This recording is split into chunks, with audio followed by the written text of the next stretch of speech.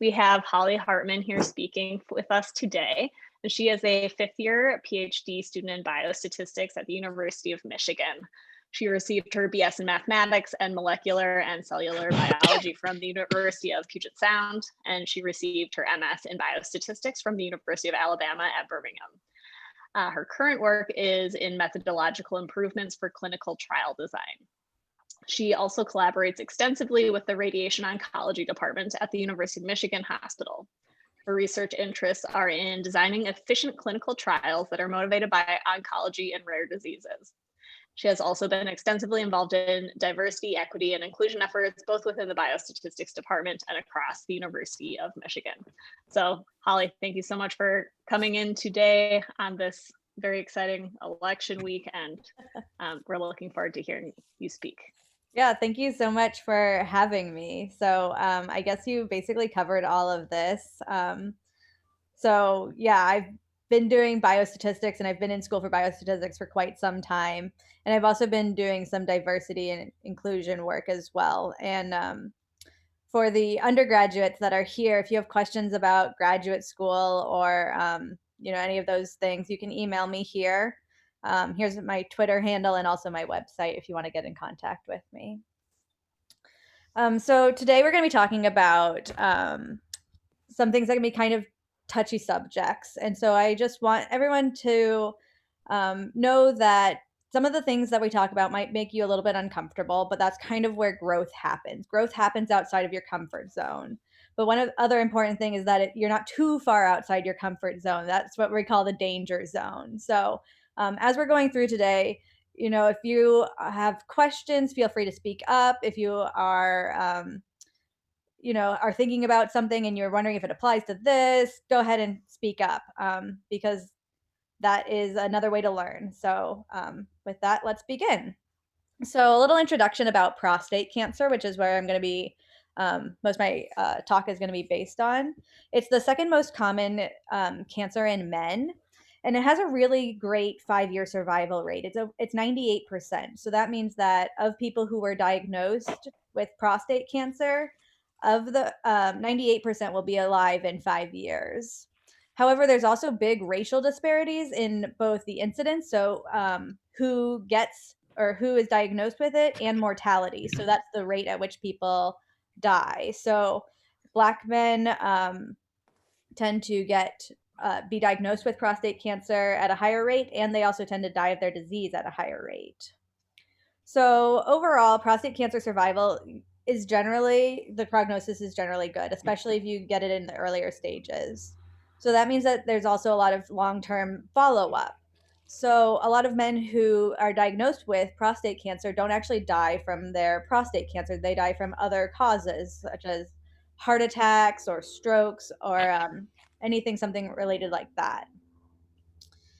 So back to the racial disparities, Black men are more likely to be diagnosed with prostate cancer. They're more likely to present with distant metastases, and that's an indicator of how severe the disease is. So they're more likely to present with a more severe disease than white men, and they're more likely to die of their disease than non-Hispanic white men.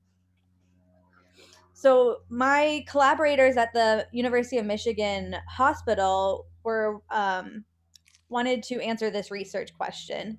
Is the disparity in prostate cancer specific mortality, so people who die of their prostate cancer, due to a biological mechanism or socioeconomic status and other social variables? So there are a couple of different issues with studying race disparities. One is the measured and unmeasured confounders. So those are other things that we can't control that interact with race and also interact with our outcome, which is survival. And then there's also a lot of competing risks. So the competing risks are the other things that people can die from, like the other diseases. So in this talk today, I'm going to be talking primarily about the measured and unmeasured confounding. We're not going to talk so much about the competing risks here because that opens up a whole other set of doors of statistical issues. Okay, so I'm going to talk a little bit about confounders. So The confounders are up here. So, and they interact with both our predictor and our outcome. So our predictor here in this example would be something like race, and our outcome would be survival. And then our confounders would be anything that is associated both with race and with outcome. Another example of something like this would be if we wanted to compare two treatments for cancer, if we wanted to compare surgery and we wanted to compare radiation.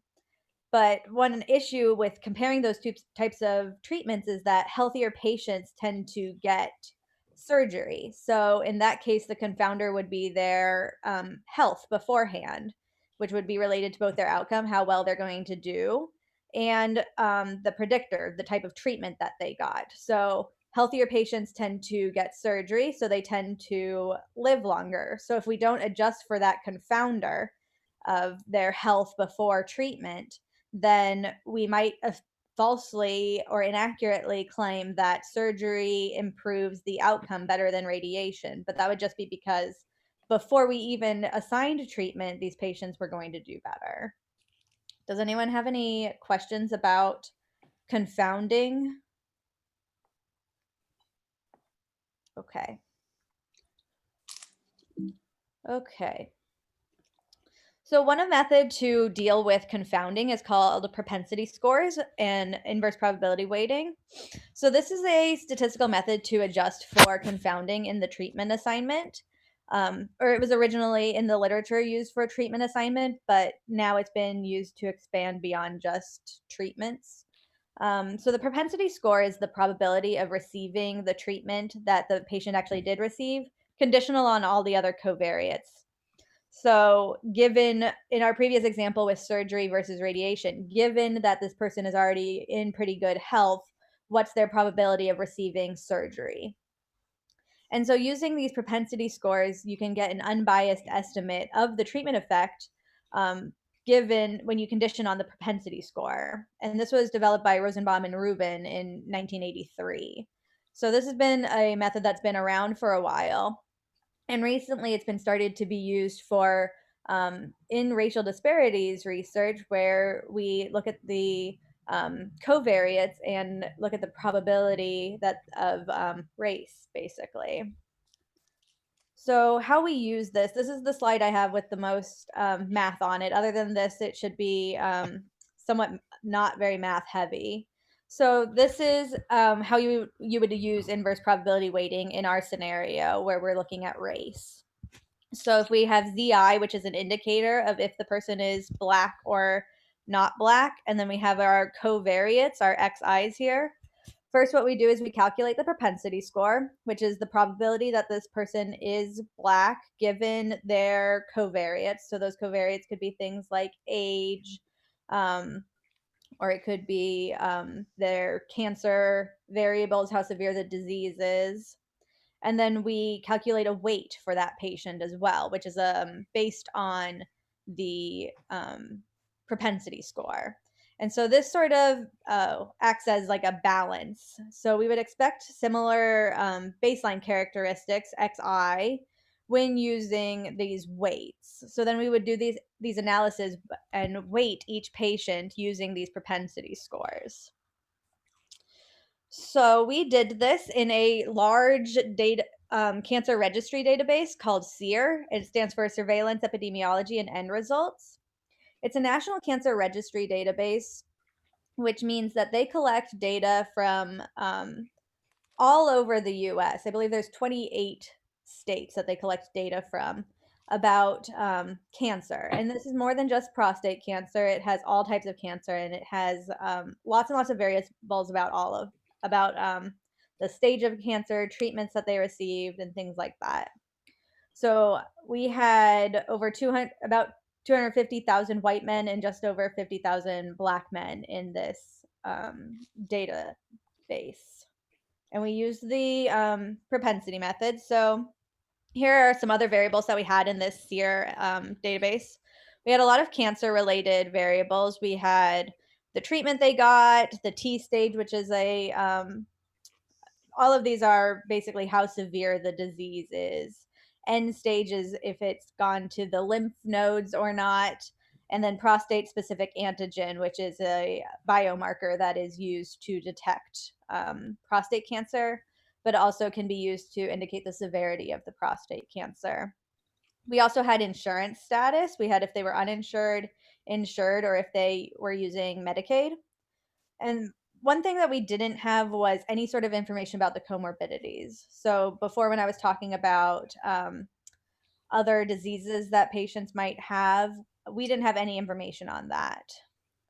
We also had this YOST variable, which is kind of a measure of socioeconomic status. It was developed by a person named Yost, and it's basically a formula that takes in different county level variables like median household income, home values, how many people are in poverty, and a bunch of other kind of variables to come up with this Yost variable. So this has been used somewhat commonly in the literature for looking at socioeconomic status, which, yeah? Oh, I thought I heard something. Does anyone have any questions? Okay. Okay, so we did have this variable for socioeconomic status in our data source. So some demographics, Black men in general in this data set were younger, but they had worse cancer. They had lower socioeconomic status based on that YOST variable, and they were less likely to receive surgery. However, after we did this propensity weighting, we didn't have any meaningful differences in any variables. So we were able to balance out all of these measured covariates here. And to compare the outcomes by race, we used hazard ratios. So I'm not sure entirely how much statistics everyone has, so I just wanted to give a little bit of information about hazard ratios. So they're a statistic to compare event rates between two groups. So the hazard ratio is a ratio of hazards, and the hazard is the probability of like an instantaneous event occurring. It's a little bit of a nebulous, kind of difficult concept to understand, but basically it's a ratio of how likely the person in each group is to have the event. So if the hazard ratio is greater than 1, then that group is more likely to experience the event.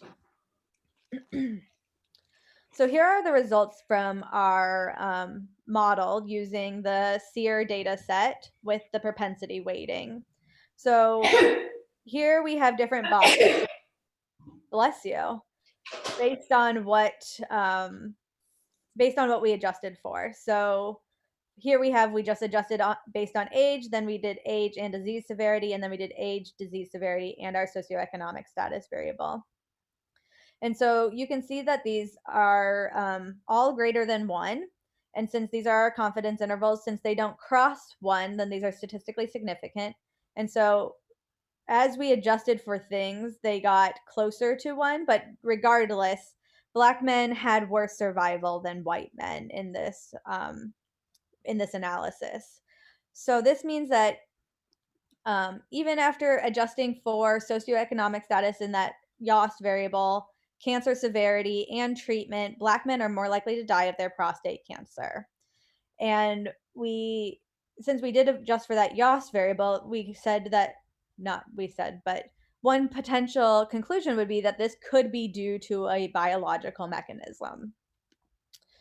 And this is where the field had been going for a while. They were looking for biological differences between African American men with prostate cancer and white men with prostate cancer. And these are all published in peer-reviewed journal articles looking at prostate cancer and racial differences and biological mechanisms for that. So I'm going to take a moment here before I do my big reveal for the rest of this. And first, if anybody has any questions for me about what I've just talked about, but then also open it up to anybody. So if you were reading this paper, based on what I've just said, what kind of questions would you have for the authors?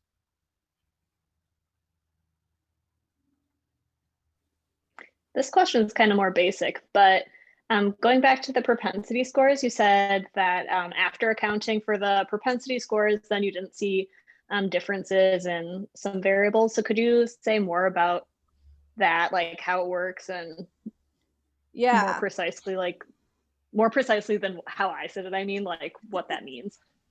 Yeah, so I almost put this slide in and I didn't. So before we adjusted, there were significant differences. Let's just take age, for example, between white men and black men in this database. So black men were younger. So I believe on average, the black men in this study were 64 and white men were 69. After we weighted everybody, then the average age of the weighted average mean was much closer together. I believe it was around 67. So we weighted each participant based on their demographics and their propensity and the resulting propensity score, so that they group differences overall were closer together. One thing that I'll say is that since this data set was so large, some of these differences were still statistically significant, but that was just due to the large sample size. That none of them were actually meaningfully different. I think age was actually one that was still significant, and it was like the difference was like 0.02 years different. So yeah, does that help? I mean, I think so. Does anyone have any questions who are students? Yeah, Thank you. no problem. Okay. So, little plot twist. I didn't tell you these assumptions of propensity scores. So one of the assumptions of propensity scores is that there's no no unmeasured confounding. Okay, sorry, my screen. Anyway, so no unmeasured confounders. And so, and also unbiasedness can be proven. This is a little bit more high level statistics. Unbiasedness, when you're using these propensity scores, can be proven in the linear case, but it actually still can result in bias for odds ratios and hazard ratios when you're using these propensity scores. So I'm going to be talking a lot about this no unmeasured confounders, because we had a lot of unmeasured confounders. So we were able to measure like stage of disease, the age, the treatments, but like I said before, in SEER, we didn't have any information about comorbidities. We also didn't have any information about access to care. So we know that Black populations tend to have less access to medical care than white populations, which is due to many different factors, but can also be attributed to institutional racism, where there are just a lot of barriers for Black people to get health care.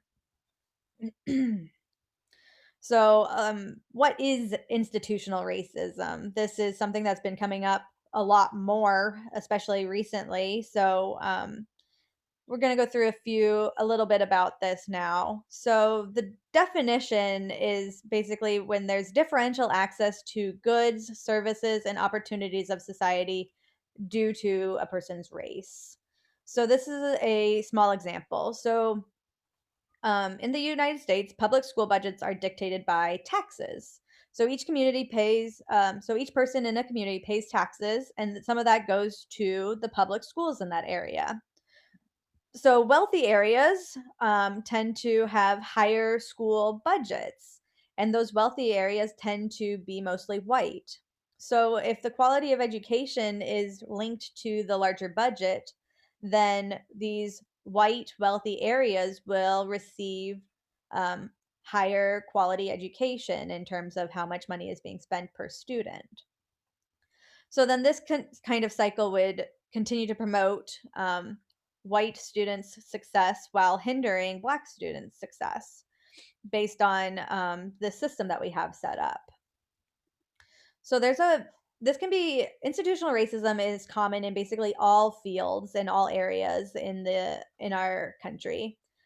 So in housing, so the homeowner loan corporation, this is from a while back. They denied loans for areas that were high risk of defaulting. And so it made it very difficult for Black people to get home ownership loans. In healthcare, electronic health record data is becoming more and more common for data analysis and using and creating algorithms for deciding treatment. However, electronic health record data commonly comes from white and wealthy hospitals, and algorithms that have been using this data tend to prioritize white patients and white illnesses more than Black patients. In criminal justice, there are different policing rates between communities that tend to be white and minority neighborhoods. So people have more contact with the police, leading to more arrests. And then, even in education, if a student has to work while they're going to school, they have less time to spend on their schoolwork, or they might not be even attending school. So these are all ways that there have been barriers that have been set up that seem like they would make sense on the surface. You know, if we have this electronic health record data, we should use it to learn about how we should treat patients, but actually end up contributing to inequity, basically. So, does anyone have any questions about any of these examples or want to talk about this more? I think this are my last few slides on um, this without the math context. So, okay. Okay, so basically, overall, race is a social construct. This quote, I could not find a source for it, but race as we know it has no deterministic biological basis. All the same, race is so powerful it can have life or death consequences. So there's a couple of books and articles about how race is really just kind of, and the bins that we assign people are really just things that we as humans made up. They're not actually things that exist in our DNA or anything like that. However, as we saw in that SEER data analysis, Black men have worse outcomes in prostate cancer than white men. So even after we adjusted for all the variables we could, so it can have these life or death consequences, even though it is a social construct. So that was not the end of my collaborators and I's project looking at just the SEER database. We looked at 2 other additional data sources where we felt the unmeasured confounders were going to be less of an issue. So first we had the SEER one, which is that cancer registry database, and that's actually very commonly used observational data. And then we used data from the Veterans Affairs search cohort. And so these were all men who were in the who were eligible to receive healthcare through the Veterans Affairs Department of Health. And so then that's everyone has equal access to care hypothetically in that cohort. So all of these men, I guess, have equal insurance. Their healthcare is free, and they all have access to these VA hospitals. And then we also had some randomized control trials. So these were 4 large randomized trials that were done to study different treatments, different prostate cancer treatments. And there were specific eligibility and ineligibility criteria to get enrolled into these trials. So the men enrolled in these trials were pretty homogenous in terms of the stage of their disease. Additionally, these are RTOG trials, which aim to recruit at least 20% Black men. So there is actually decent representation in these trials. And then, since they were randomized control trials, everybody had access to the same care and probably somewhat equal care as well. They were all receiving one of these standardized treatments in a very standardized manner, because that's how clinical trials are run. So here's the information about the VA data.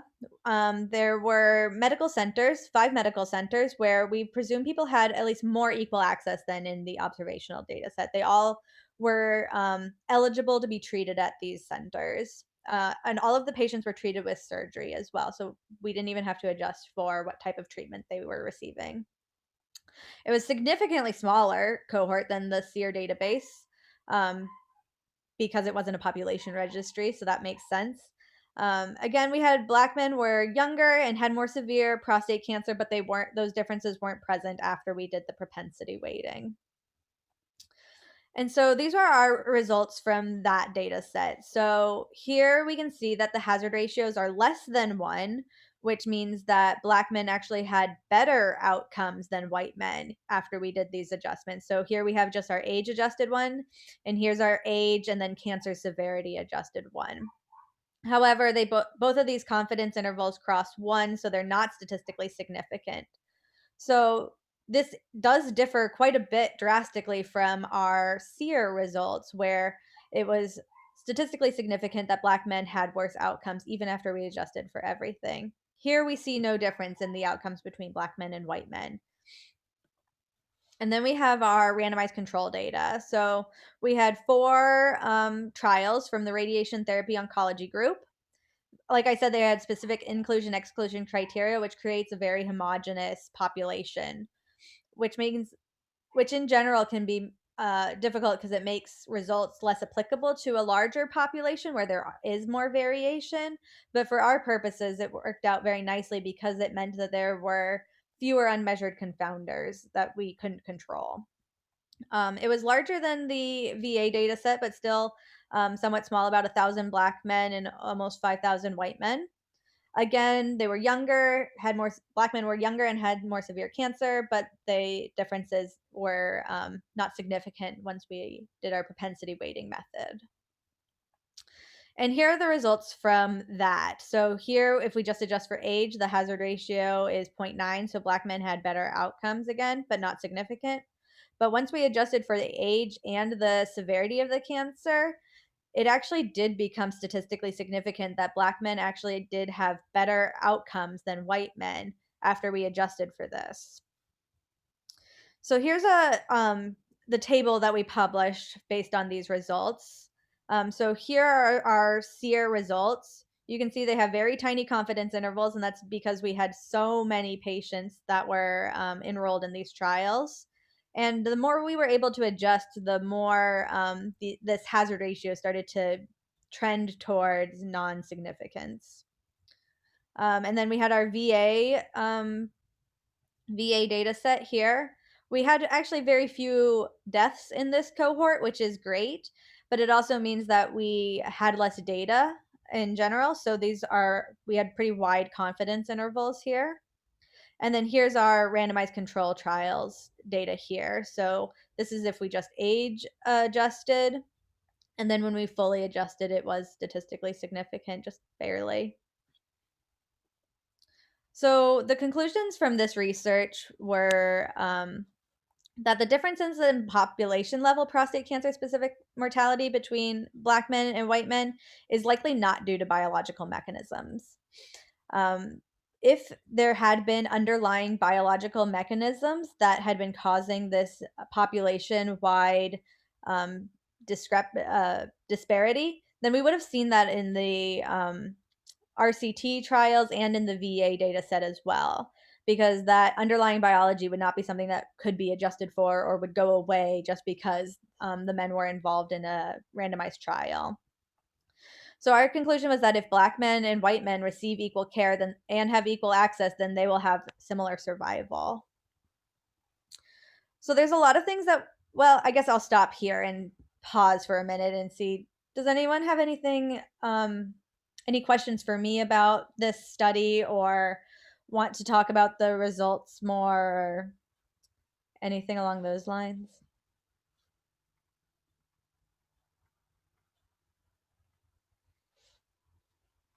So if we're like looking at a particular hospital or something, and then we see a pretty different like outcome between Black men and white men at that hospital in terms of prostate cancer, would we be able to say anything? So I think that would likely be due to it could be due to a couple of different things. Is that, well, first you'd have to adjust for what the disease, what like stage of disease they had and their age and stuff. Because if you're just looking at the hospital level, you'd still probably likely see this big healthcare disparity because, or this outcome disparity because Black men tend to present with worse prostate cancer even when they're first diagnosed. But then also another thing would be that there's likely a lot of comorbidities that and other covariates that you can't adjust for. So living in the United States as a Black person tends to lead to chronic stress, which can just wear down the body physically. And that can lead to, unfortunately, different outcomes. So there could be a lot of plausible reasons for that rather than just like blatant mistreatment of the patients. But, that would also be one possible explanation, but that would be that'd be difficult to prove. Thank you. Also, one more question, since you kind of mentioned something about it. So you said that like Black men tend to have like worse cases. So when on this like conclusion slide where it says, if these two groups have equal access to care and receive equal care, they will have similar survival. So is that also taking into account how bad it was? That'd be, sorry. Yeah, good. Thank you. That would be like conditional on the stage of their disease and the severity of their disease. So adjusting for disease severity. So if a Black man and a white man present with like same stage, same age, all their covariates are the same, and they receive equal care, then we would believe that they would have similar survival. So one result since the belief previous to this work in the field was that Black men have worse prostate cancer outcomes due to some sort of biological mechanism, they were actually receiving different care than white men. It was actually standard of care for Black men to receive more aggressive treatment than white men because of this belief that there was a biological mechanism for their worse outcomes. So that was the main point of this slide, is that they should not be receiving different treatments once they come into the hospital. Cool, thank you. Yeah, no problem. Does anyone else have any questions? Yeah. Oh, sorry, just kidding, go ahead. No, I'm very open for questions. I'm almost near the end of the talk and we're only at 4:30, so. Okay. Okay, so there's a lot of things that we don't actually know from this work still. So what we don't know is, why do Black men have higher incidence rates of prostate cancer? So everyone in our study already had prostate cancer. So we don't know anything about why the incidence rates varies. We also don't know exactly why Black men present with more advanced prostate cancer. And we don't know why Black men are more likely to die of other causes. And what I think is pretty important is, how do we fix these disparities? We don't know that from this work either. So there's still a lot of unanswered questions with this, and a lot of open topics for researchers to get involved with, even just prostate cancer disparities. But we can see some of the effects of misusing statistical methods here. So there were a lot of funds being used for incorrect solutions. I showed you that slide that had a lot of published research on the biology versus of the prostate cancer in Black men versus white men. And those projects are funded likely by some governing body. And that is money that could have been funding different research. Not that that research is not worthwhile, but especially in a case like this, they might have been just sort of looking for an answer when the answer wasn't there, kind of thing. So a lot of that could have been spent on looking at other issues, looking at other diseases. So another thing that I mentioned to Christina's question was that there was differential treatment based on race because of the belief that there was this underlying biological method.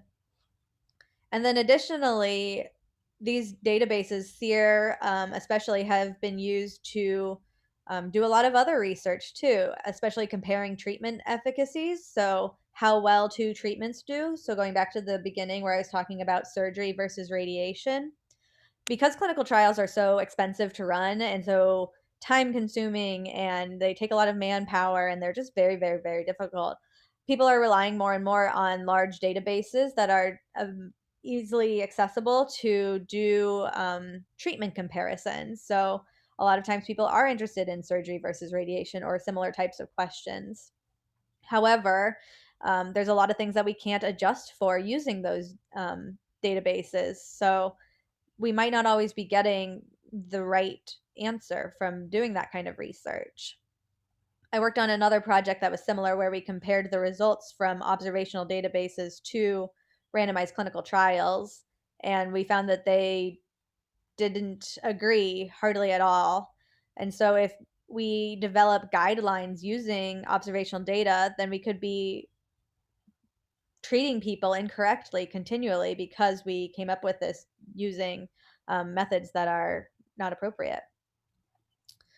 Additionally, there's a lot of other areas with racial disparities that are being researched. Diabetes, cardiovascular disease, asthma. I mean, almost any disease, there's racial disparities. And so since we know that race is a construct, we have to be looking at other reasons why this is happening, and we have to be thinking more creatively about our solutions rather than just give Black people more aggressive treatment than white people.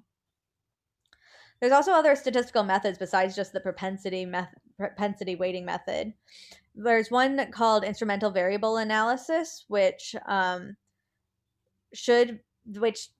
theoretically will adjust for even unmeasured confounding. However, that method hasn't been used very much. It is difficult because you have to find a instrument variable, which has very specific requirements, and so it can be a little bit complicated to find a good instrument. Another option is that you can use different data. So you cannot randomly assign people to their race. So you can't do a randomized trial like that.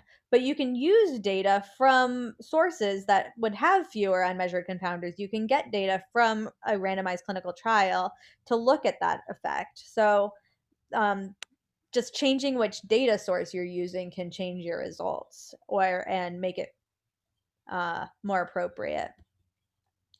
And then there's a lot of things that statisticians can do here as well. So when statisticians are involved in a study, sometimes we just come in at the end and do a quick analysis and then that's it. But what I find to be better as a collaborative statistician is working with the researchers throughout the whole process as well. So at the very beginning of the study, you can discuss the diversity within the study.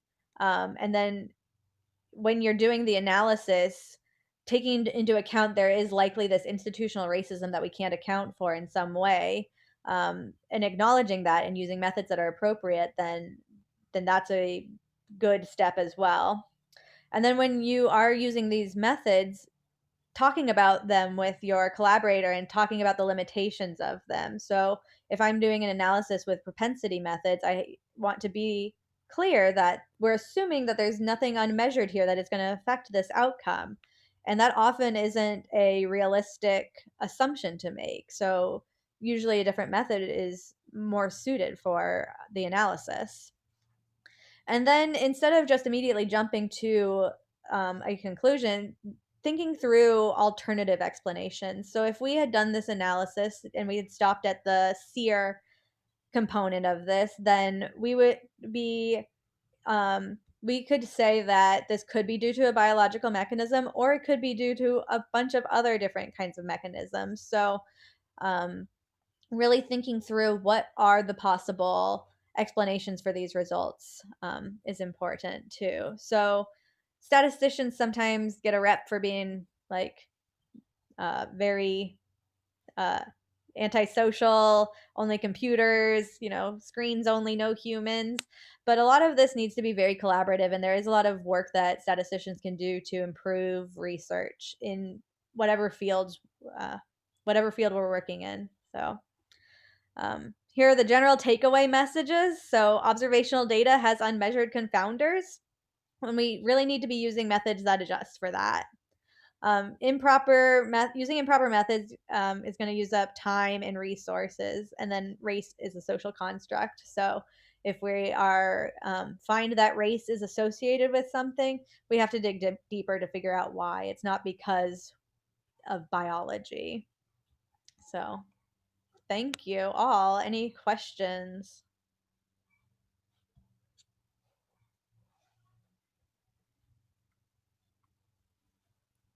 Cool. Well, if no one else will ask questions, I will continue to ask questions. So there is clearly a difference between white and black. Were any other like racial groups included in any part of the analysis? So we didn't have enough data in the other data sets to really do some sort of analysis like that. We had originally grouped everybody into like black, non-Hispanic black, non-Hispanic white, and then other, but other is just it's just such a terrible category that you can't really even if you find a result, it's like, what does that mean? Because Asian Americans are so different from Hispanic Americans are different from indigenous. So, I mean, and even Hispanic, what does that even mean anymore? So, we didn't do much with that. We considered it, but there wasn't a lot of data, and there wasn't a good way to do the groupings. So, yeah.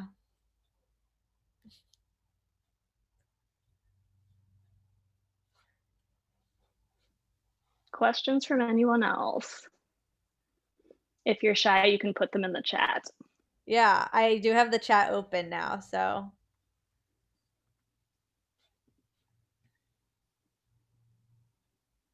Any questions at all? I love answering questions. Oh, wonderful. Okay, so the question is, how did you decide where to get your data from? That's a good question.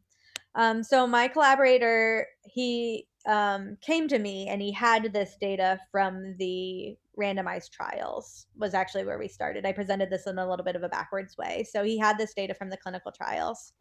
And he was saying that he didn't think that this race difference was due to biology. He was one of the first people to be presenting this idea, and he wanted to be able to show it. And so he came up with the idea to use this randomized trial. He actually came up with that concept of there should be less bias in this data set, which is very clever thinking. And so we started with that. And then he's a very collaborative person and networks very well. And so he had connections at Harvard where the SEER data is processed basically and headquartered. And so he tried to bring in basically as many people as he could, trying to get different data sources. So part of it was access, what we were able to access, but also looking at the variety of data that we wanted to get. So we wanted the large observational data because that's what a lot of people have been using to get these race effects, and then the VA data as sort of as because one of the things that differed big time between the RCTs, our randomized trials, and the SEER data was that people in the randomized control trials had actually worse disease than the general public. So to be eligible for this trial, they tended to have more severe prostate cancer. And so we didn't want these results to be attributed to, well, these patients have more severe cancer. And so then the racial differences go away because they're already so severe. So we wanted to find a data source that had people of all sorts of severity as well, so that we could kind of close that reasoning. And so he made contact with someone at the VA, and we were able to do it that way. That's a good question. A lot of times data, how do we decide to get data? It really depends on access. And a lot of that is just talking to people. Like, for instance, I found out about this opportunity via Twitter. So just networking and connecting with people is really a good way to get data. How did you decide to make the switch from like molecular and cellular biology to more of like biostatistics? That is another great question. So my undergrad actually didn't have a statistics major, so I double majored in math and molecular cellular biology. And I was in my, I believe, sophomore year when I was telling my advisor that I really liked both my biology classes and my statistics classes. And he was like, I think there's a field called biostatistics. Let me look it up. I went to a small liberal arts school, which I think is pretty similar to St. Aquinas. And so it was very personable experience there, but small. So I did a summer program in biostatistics and I really enjoyed it. And then I tried to find a job doing like lab work, but you can't really get those without a master's degree. And so I decided I was going to go to graduate school, but I didn't want to go to graduate school for biology. So I went for biostatistics because I had done the summer program and it just kind of went from there. I did actually most of an online program through Texas A&M in just straight up statistics. And then I did my master's at UAB, and I was actually going to do my PhD there, but then ended up going to Michigan as well. So it's just all kind of it just felt very much like the fates had already decided that I was going to do biostatistics. Whatever fates you decide you believe in. Hmm. Was that the Summer Institute for Training in Biostats Yeah, I or a did. different one? Yeah, SIBS. I went to Emory actually for that. Okay, I did the one at Madison. Oh, nice, nice. Yeah. Yeah, that's a great program. I was there the first year that Emory did it, so it was a little bit like kind of hodgepodge as the first year of any program is. But still, if anybody's interested in biostatistics, potentially, I would definitely recommend that. Also, actually, Michigan has a nice program in data science. It's the Big Data Summer Institute (BDSI), and it's open to all undergraduates. So I'll send you the information on that because it's actually a really cool program. Cool. Thank Yeah, you. you get like actual research experience and stuff with the professors. Nice. Yeah. And then we try to recruit you to come to Michigan too because it's great. Of course. Yeah. I feel like I've been kind of hogging the question time. Nathan, Natalie, Kim, do any of you have questions?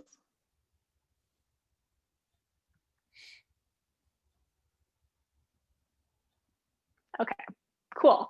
Well, thank you so much for making time in your Friday afternoon to come speak with us. And thank you especially for working on your slides during this hectic week. That was probably not an easy task. So we really appreciate it. And good luck on your job search and, enjoy being married. Thank you. Thank you. Thank you so much for having me. It was a fun talk. Yes, it was. Okay. All right. Take care, everyone. Bye. Thank Bye. you.